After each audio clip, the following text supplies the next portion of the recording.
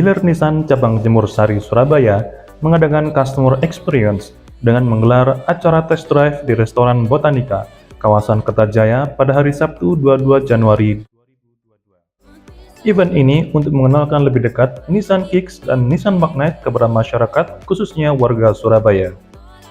Ini tentang acara test drive dan roadshow-nya Nissan Kicks dan Nissan Magnite untuk di Surabaya, supaya penduduk Surabaya lebih mengenal Nissan Kicks itu adalah Nissan mobil listrik.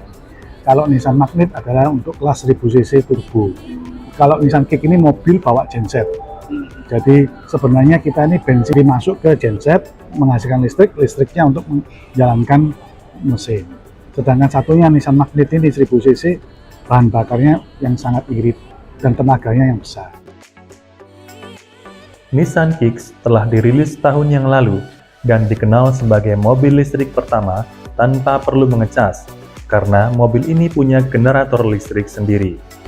Jadi, konsumen tetap bisa merasakan sensasi mobil listrik yang punya tarikan spontan, tapi tetap irit dan aman, karena tidak khawatir mencari SPKLU atau tempat pengecasan umum yang masih jarang di Indonesia.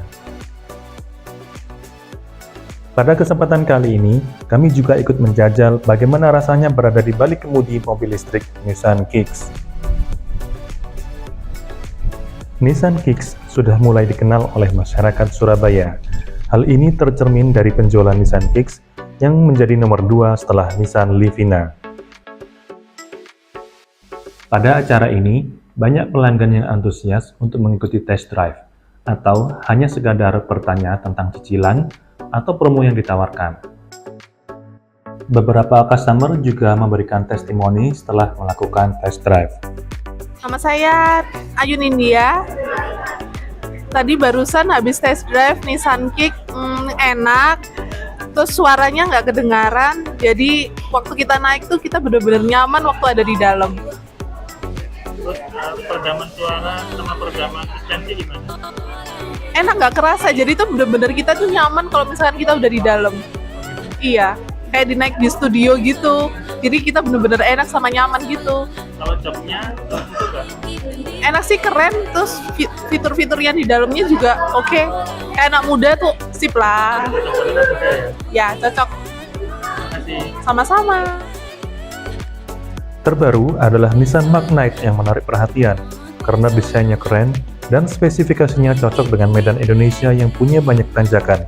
Banyak yang masih penasaran dengan mobil 1000 cc ini, tapi punya mesin turbo. Nissan Magnite memposisikan dirinya di kelas mini SUV. Kendaraan ini bersaing dengan Toyota Race, Daihatsu Rocky, dan Kia Sonet di kelas 200 jutaan.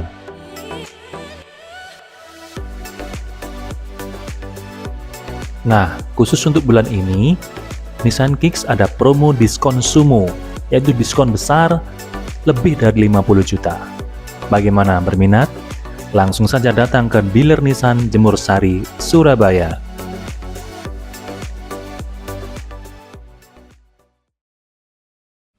Saya Handi, sudah memakai Vespa sejak turun-temurun dari ayah saya yang juga mencintai Vespa. Dari mulai sekolah, lanjut kuliah, sampai dipakai kerja. Gak tahu kenapa Vespa dari Piaggio ini ikonik sekali. Artinya kalau naik Vespa udah pasti kamu jadi attention center meskipun kamu bukan attention center. Gak peduli apapun jenis Vespa yang kamu pakai dan tahun berapapun dia isi orang lain. Ada satu momen orang lain akan memperhatikan lebih lama daripada motor lain. Gampangnya orang lain akan merasa bangga melihat Vespa. Kalau wanita yang melihatnya pasti akan jatuh cinta. Kabar baiknya, Piaggio akan membuat pabrik Vespa di Indonesia agar kita semua lebih mudah mendapatkan cita rasa Italia. Selamat ulang tahun Piaggio Indonesia. Vespa di Superline.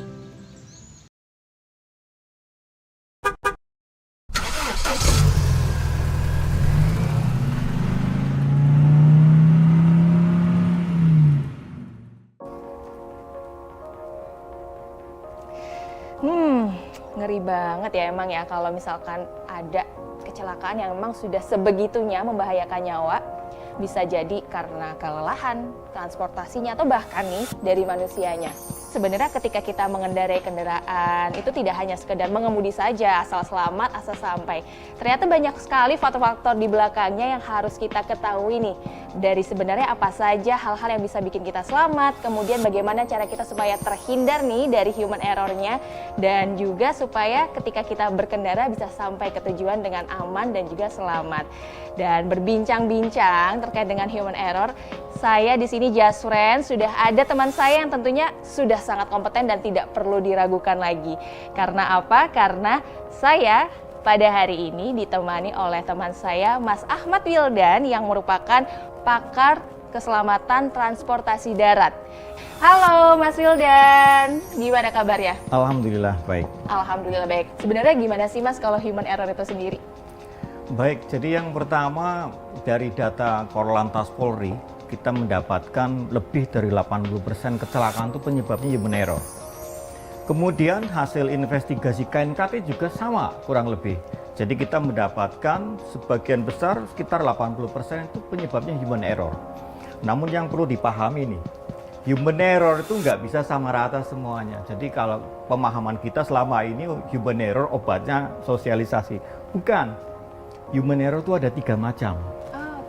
Jadi yang pertama nih, yang disebut dengan skill based error.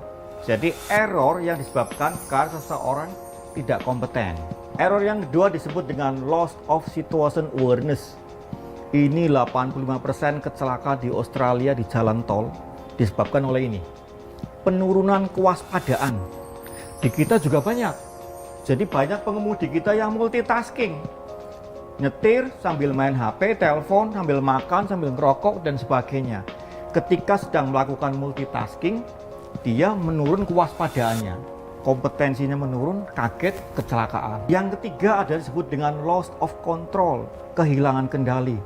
Ini disebabkan karena fatigue, karena lelah, kurang tidur, kurang istirahat, atau habis minum obat-obatan yang bisa menyebabkan ngantuk, sehingga tidur sambil menyetir, disebut dengan microsleep. Tidur sesaat, kita hanya tidur sekian detik, tapi kemudian jalan kita kemana nggak tahu, sehingga terjadilah kecelakaan, dan ini sudah banyak terjadi. Itulah kurang lebih disebut dengan human error. Sebenarnya kalau upaya terbaik nih untuk bisa sebenarnya mengatasi kelelahan itu sendiri ketika kita mengemudi supaya bisa selamat, itu gimana Mas? Bagus ya Mas? Oke, Jasfriend, untuk menghindari agar kita terhindar dari human error, ada 3 kunci keselamatan yang harus diperhatikan oleh kita. Yang pertama, kompeten. Pastikan kita kompeten menguasai mengendalikan kendaraannya, pahami teknologinya, pahami sistemnya. Yang kedua, disiplin. Patuhi peraturan lalu lintas. Jangan langgar batas kecepatan. Ingat, jalan tol kita mungkin aman dilalui lebih dari 100 km per jam. Kendaraan kita aman untuk lari sekitar 150 juga masih aman. Yang nggak aman tuh diri kita sendiri. Karena ketika kita melanggar batas kecepatan, konsekuensi yang ditebus adalah waktu reaksi kita makin berkurang. Jadi kita timbul pertanyaan, apakah kita siap sebagai seorang pembalap? Jadi di sini batas kecepatan adalah didasarkan pada perhitungan human error, yaitu waktu reaksi. Yang ketiga adalah jujur. Kalau ngantuk, kalau lelah, istirahat, dan jangan mengemudi. Jangan minum obat yang bisa menimbulkan rasa kantuk dan sebagainya pada saat mengemudi. Stop mengemudi pada saat sakit, pada saat lelah, dan sebagainya. Itu kurang lebih tips untuk menghindari human error. Wah, mantep banget nih apa yang udah di-sharing sama Mas Wildan. Tentunya menjadi suatu informasi penting bagi kita bersama. Dan jangan lupa Jasfriend untuk bisa di-sharing ke orang-orang terdekat, mau itu keluarga, orang-orang tersayang. Karena apa? Karena kita di sini harus bisa membentuk suatu habit menjadi pengemudi yang selalu mengutamakan keselamatan dalam berkendara. Dan untuk itu terima kasih Mas Wildan untuk waktunya. Selamat beraktivitas dan sampai jumpa. Gimana sensasinya? Jalannya kurang panjang, kurang lebar, kurang luas, nggak bisa main gas, tenaganya berlebih ini. Harusnya luar kota juga ya. Komedar gimana? Boncengan sama Mbak Yola? Mantep, tarikannya.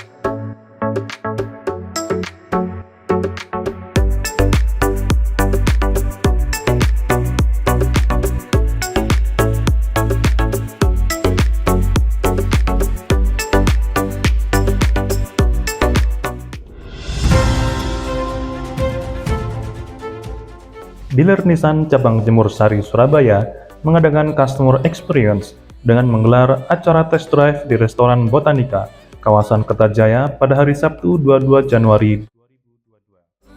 Event ini untuk mengenalkan lebih dekat Nissan Kicks dan Nissan Magnite kepada masyarakat, khususnya warga Surabaya.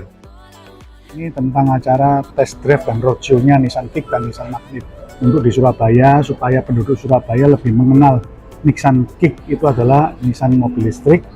Kalau Nissan Magnite adalah untuk kelas 1000 cc turbo. Kalau Nissan Kicks ini mobil bawa genset.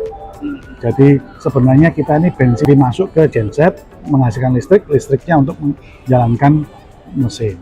Sedangkan satunya Nissan Magnite ini 1000 cc, bahan bakarnya yang sangat irit dan tenaganya yang besar. Nissan Kicks telah dirilis tahun yang lalu dan dikenal sebagai mobil listrik pertama tanpa perlu mengecas, karena mobil ini punya generator listrik sendiri. Jadi, konsumen tetap bisa merasakan sensasi mobil listrik yang punya tarikan spontan, tapi tetap irit dan aman, karena tidak khawatir mencari SPKLU atau tempat pengecasan umum yang masih jarang di Indonesia.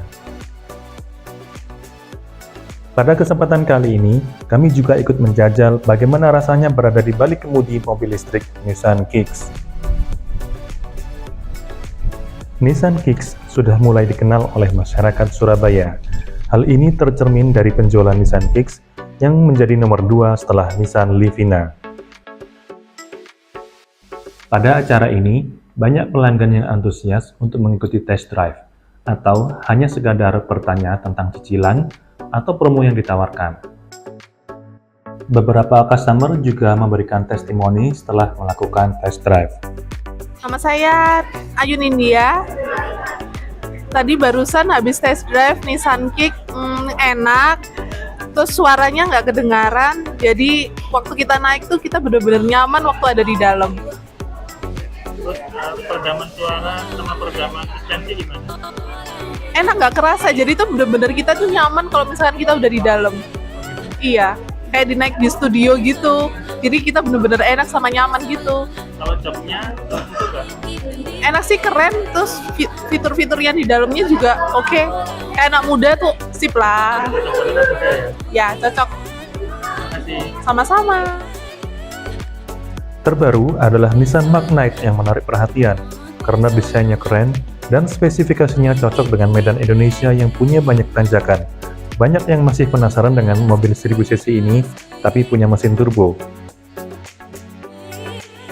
Nissan Magnite memposisikan dirinya di kelas mini SUV. Kendaraan ini bersaing dengan Toyota Race, Daihatsu Rocky, dan Kia Sonet di kelas 200 jutaan.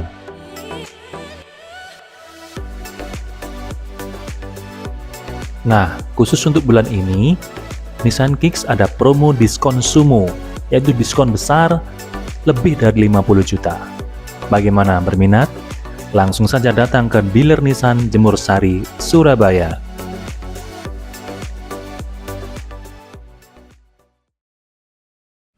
Saya Handi, sudah memakai Vespa sejak turun-temurun dari ayah saya yang juga mencintai Vespa. Dari mulai sekolah, lanjut kuliah, sampai dipakai kerja. Gak tahu kenapa Vespa dari Piaggio ini ikonik sekali. Artinya kalau naik Vespa udah pasti kamu jadi attention center meskipun kamu bukan attention center. Gak peduli apapun jenis Vespa yang kamu pakai dan tahun berapapun dia isi membuat. Orang lain, ada satu momen orang lain akan memperhatikan lebih lama daripada motor lain. Gampangnya orang lain akan merasa bangga melihat Vespa. Kalau wanita yang melihatnya pasti akan jatuh cinta. Kabar baiknya, Piaggio akan membuat pabrik Vespa di Indonesia agar kita semua lebih mudah mendapatkan cita rasa Italia. Selamat ulang tahun Piaggio Indonesia. Vespa di Superline.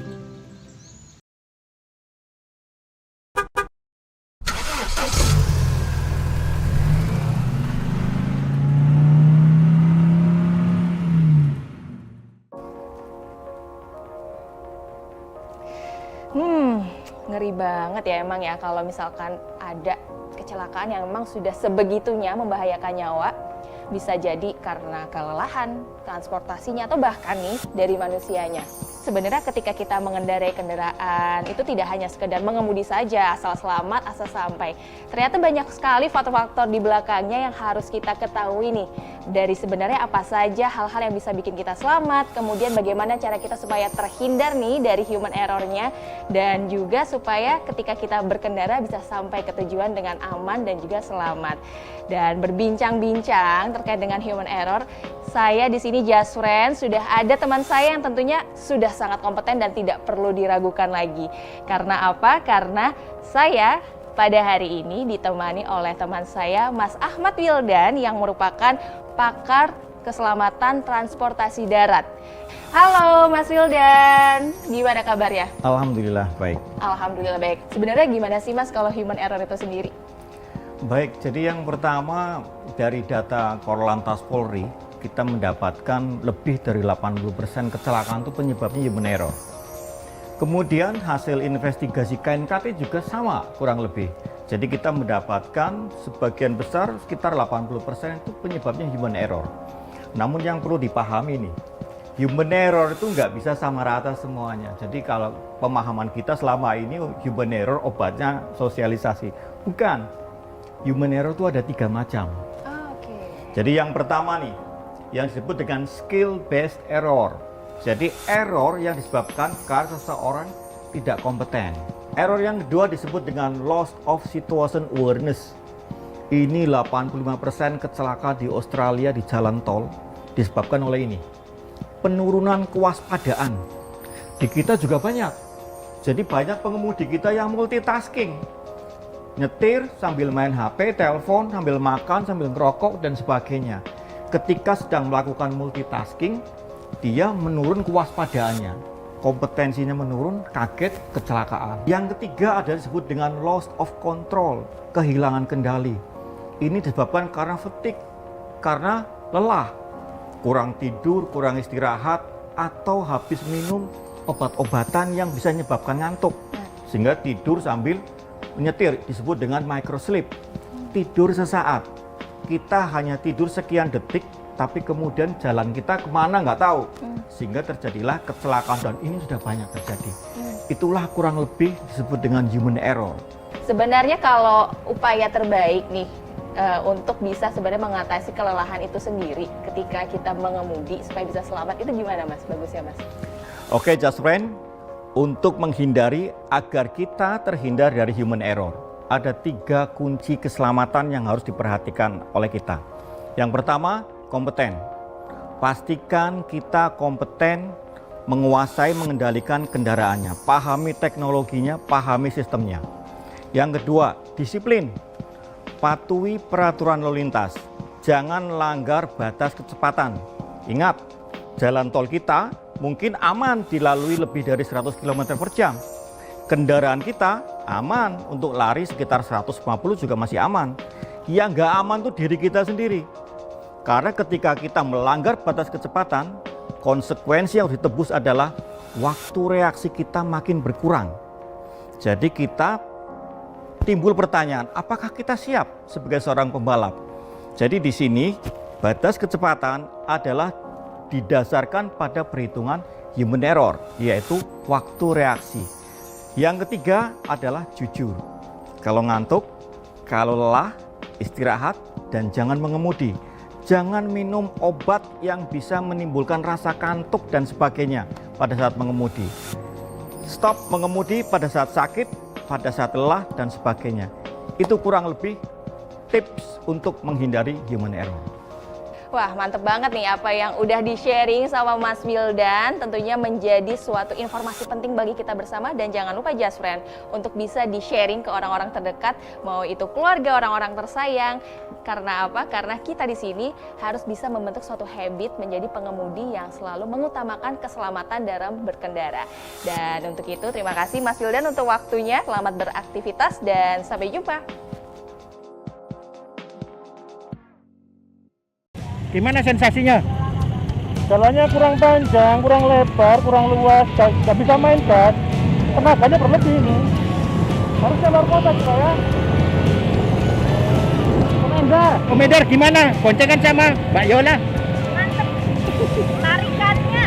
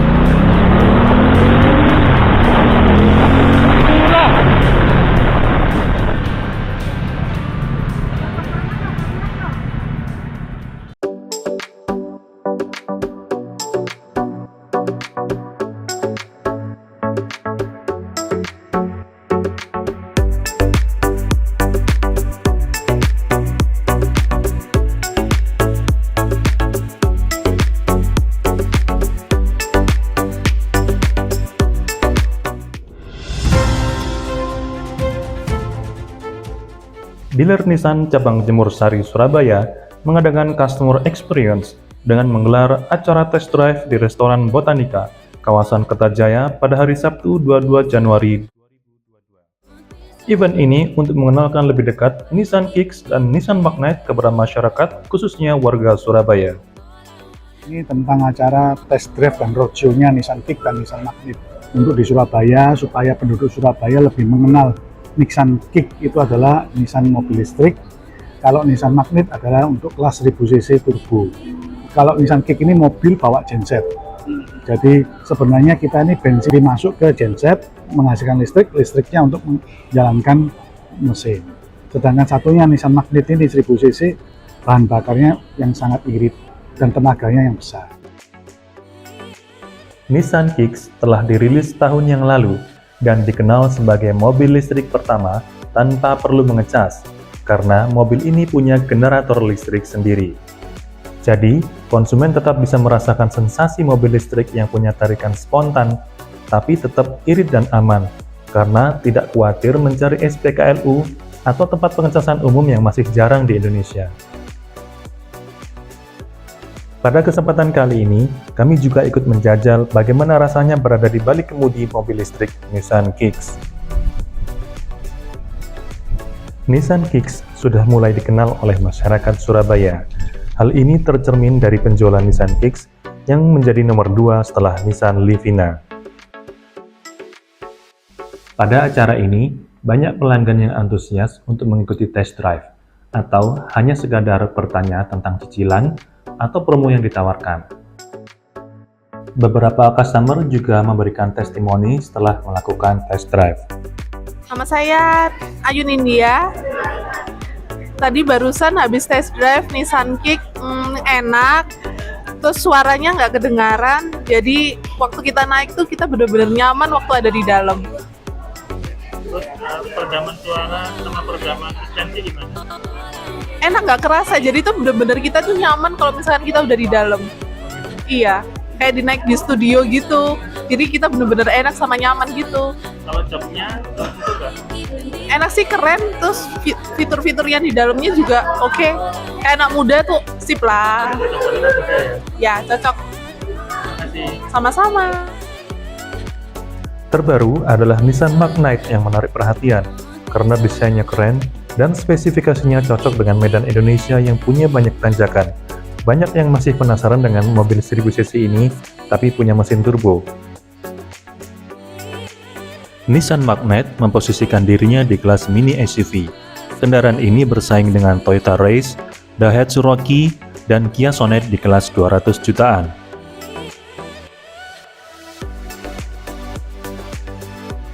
Nah, khusus untuk bulan ini, Nissan Kicks ada promo diskon sumo, yaitu diskon besar lebih dari 50 juta.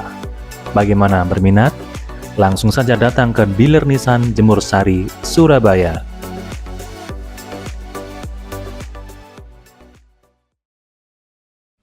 Saya Handi, sudah memakai Vespa sejak turun-temurun dari ayah saya yang juga mencintai Vespa. Dari mulai sekolah, lanjut kuliah, sampai dipakai kerja. Gak tahu kenapa Vespa dari Piaggio ini ikonik sekali. Artinya kalau naik Vespa udah pasti kamu jadi attention center meskipun kamu bukan attention center. Gak peduli apapun jenis Vespa yang kamu pakai dan tahun berapapun dia isi membuat. Orang lain, ada satu momen orang lain akan memperhatikan lebih lama daripada motor lain. Gampangnya orang lain akan merasa bangga melihat Vespa. Kalau wanita yang melihatnya pasti akan jatuh cinta. Kabar baiknya, Piaggio akan membuat pabrik Vespa di Indonesia agar kita semua lebih mudah mendapatkan cita rasa Italia. Selamat ulang tahun Piaggio Indonesia. Vespa di Superline.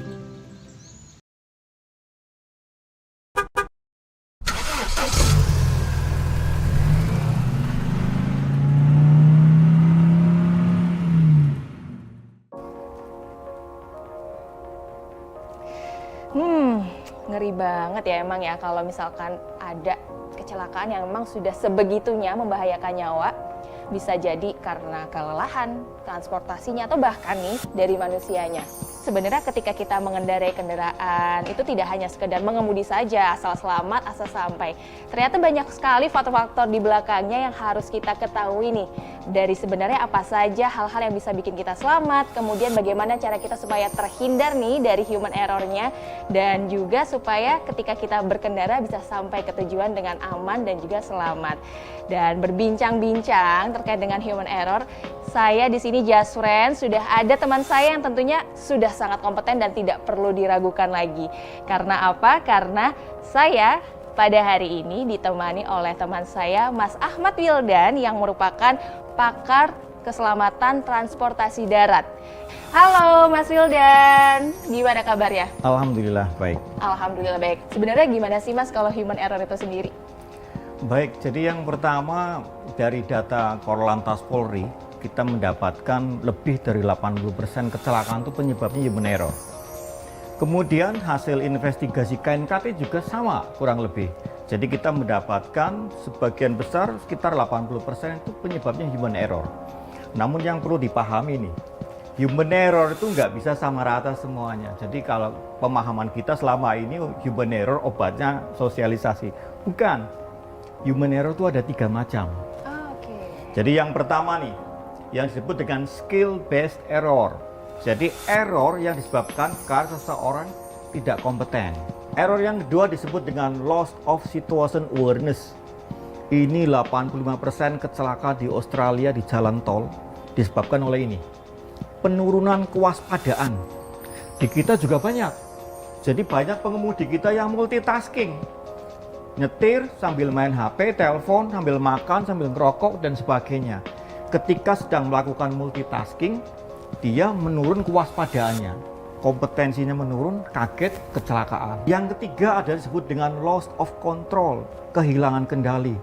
Ini disebabkan karena fatigue, karena lelah, kurang tidur, kurang istirahat, atau habis minum obat-obatan yang bisa menyebabkan ngantuk, sehingga tidur sambil menyetir, disebut dengan microsleep, tidur sesaat.